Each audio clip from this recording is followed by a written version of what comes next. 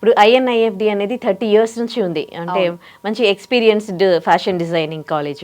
అంటే రీసెంట్గా మీరు ఇక్కడ ఫ్రాంచైజీ తీసుకున్నప్పటికీ ఇక్కడ ఇన్ని ఉన్నాయి ఫ్యాషన్ డిజైనింగ్ కాలేజెస్.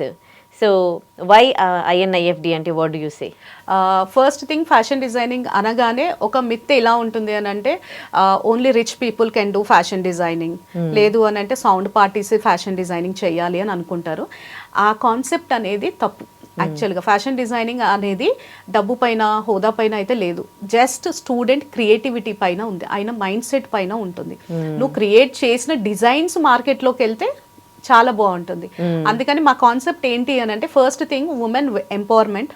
ప్రతి ఉమెన్ కూడా బయటికి వచ్చి ఏదో ఒక చిన్న కోర్స్ అయినా పెద్ద కోర్స్ అయినా మీకు తగ్గట్టు కోర్సెస్ చేయాలి, మీ కాళ్ళపైన మీరు నించోవాలి.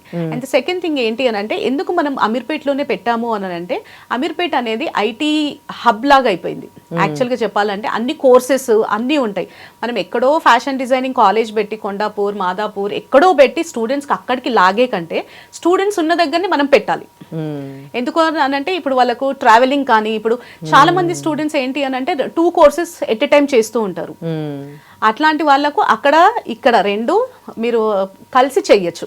ఎందుకనంటే ఇది ఫుల్ టైం ఉండదు మనకు, మార్నింగ్ 9 నుంచి ఈవినింగ్ 6 వరకు ఉండదు.